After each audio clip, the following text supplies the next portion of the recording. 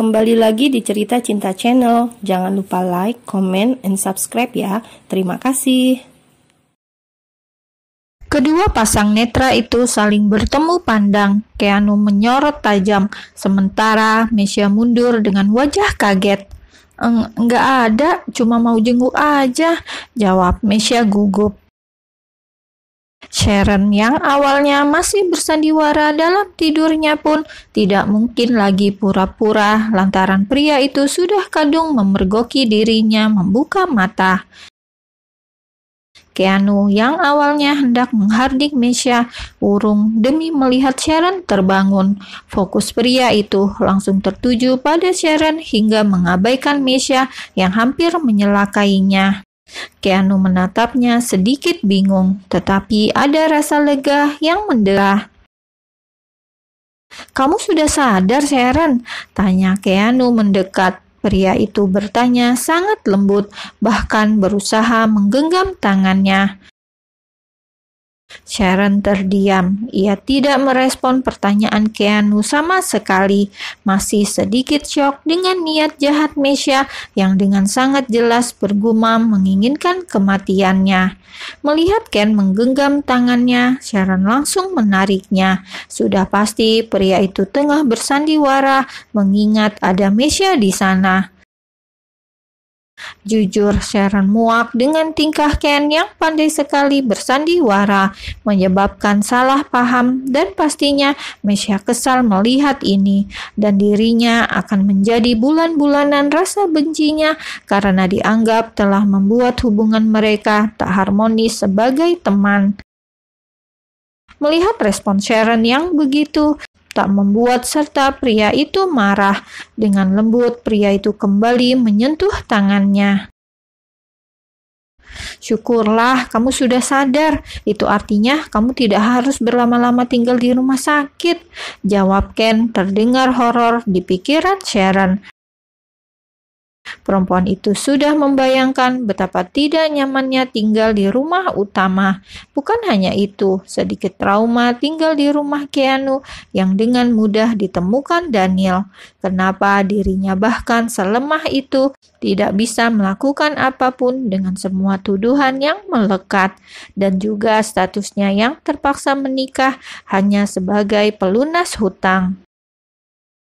"Kalau begitu, saya permisi. Semoga lekas sembuh, Sharon, agar bisa berkumpul kembali dengan keluargamu," ucap Mesya tak tahan melihat keduanya yang nampak mesra. "Tunggu," seru Keanu membuat Mesya menghentikan langkahnya. Mesya mengerem langkahnya dengan wajah memucat. Apakah Keanu sadar akan hal yang tadi hampir terlaksana? Sungguh kemurkaan pasti akan terjadi dan hubungan keduanya makin renggang saja. Mesya menantikan ultimatum pria itu dengan wajah deg-degan. Apa yang akan terjadi setelah ini? Apakah Keanu juga akan memarahinya? "Aku mau bicara di luar," ucap Ken beranjak mendahuluinya. Mesya mengekor pria itu, sempat melirik Sharon sejenak yang nampak menatapnya datar sebelum akhirnya beranjak keluar.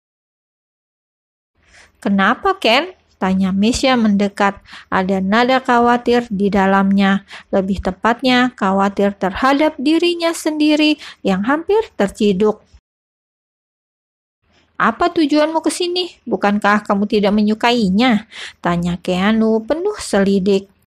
"Aku hanya ingin menjenguknya. Apa aku tidak boleh?" jawab Mesya jelas berdusta. "Aku tidak bodoh, Mesya. Tentu saja aku tidak mengizinkan dirimu mendekatinya. Ya, satu lagi. Orang tua kamu sudah menarik semua dana yang diinvestasikan ke perusahaan aku. Jadi tidak ada lagi kerjasama di antara kita. Aku harap kamu tidak sering muncul di kehidupan sekitar aku," jelas Keanu dingin. Sebenarnya pria itu sedang begitu marah, namun ia juga harus memilih satu di antara dua yang entah mengapa Keanu lebih memilih tetap mempertahankan hubungan toksik bersama istrinya daripada bertunangan dengan Mesya. Oh ya, kenapa kamu senang menghadapi kebangkrutanmu? Pintu hatiku masih terbuka jika kamu berubah pikiran, ujar perempuan itu merasa menang. Keanu tidak mungkin bertahan dengan kebangkrutannya. Tidak mendapat investor besar dari tendon terkemuka tentu akan membuatnya kesulitan untuk berkembang, apalagi persaingan industri semakin sengit. Mesya meninggalkan pria itu dengan angkuhnya. Dalam hitungan hari, pasti ibunya akan merengek meminta bantuannya agar ayahnya mengembalikan semuanya.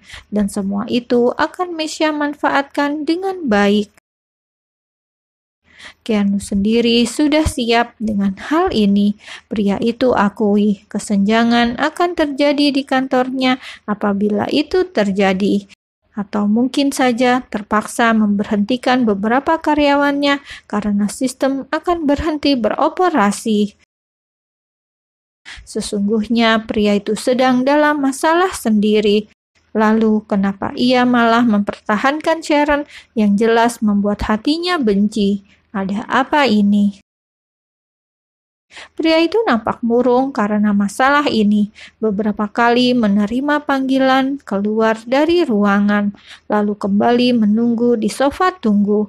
Walaupun Sharon sudah tersadar, mereka tidak banyak berinteraksi.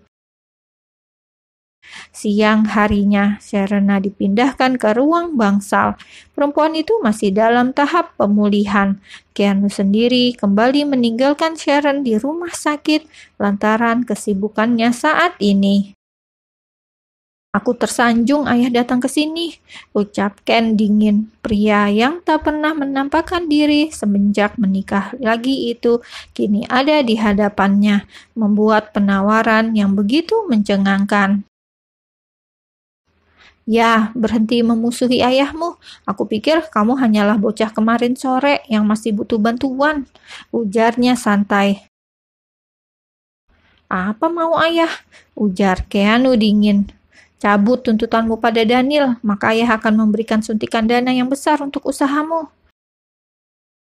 Keanu menatap tajam ayahnya. Permainan macam apa ini? Kenapa harus membebaskan si brengsek itu? Apa maksud ayah? Kenapa harus membebaskan Daniel yang jelas bersalah? Jangan terlalu hidup dalam kebencianmu, Ken. Sebaiknya kamu turuti saja. Aku yakin ibumu yang baik itu tidak akan bisa membantu banyak. Hanya ayah yang akan menyelamatkanmu. Aku tidak mau. Daniel harus diproses. Dia tidak pantas berkeliaran bebas, ucapnya dengan nada kesal. Jangan keburu menolak. Sebagai tanda bukti ayah serius, akan aku transfer separuhnya ke perusahaanmu. Pikirkan baik-baik. Terkadang ada saatnya lawan menjadi teman dan saudara itu menjadi musuh. Kamu seharusnya berguru pada ayah daripada harus berdiam di mansion dengan ibumu yang membawa keburukan. Jangan menjudge semua orang dari pandanganmu. Kamu tidak lebih baik dari dia. Sama-sama pergi dengan ambisimu. Geram Keanu terlihat kesal. Pelankan nada bicaramu, Ken. Aku ini ayahmu. Berhenti hidup dalam kebencian, ucapnya dingin. Berlalu setelah meninggalkan pesan, ada banyak luka yang tersirat di matanya, hingga membuat pria paruh baya itu harus menjadi orang yang paling dibenci putranya. Keanu mengamuk di meja kerja, melempar barang yang ada di dekatnya. Tommy yang mendengar semua itu langsung mendekat menenangkan. Kondisi mental atasannya sedang tidak baik-baik saja dan saat itu dirinya butuh ketenangan. Antar aku ke rumah sakit, Tom, ujar pria itu memilih pulang ke sana. Siap, Tuan, jawab Tommy bergegas. Pria itu mengantar Keanu ke rumah sakit, langsung masuk ke kamar rawat Sharon, begitu saja menemukan istrinya yang hendak makan siang itu. Apa tidak ada suster yang membantu? Ucap Ken seperti biasa dengan nada ketus. Mengambil nampan dari tangan Sharon, lalu menyingkirkan meja makan pasien. Buka mulutmu, jangan malah bengong. Titahnya dingin, mengambil alih dari tangannya. Pria itu menyuapinya begitu saja dengan perlahan.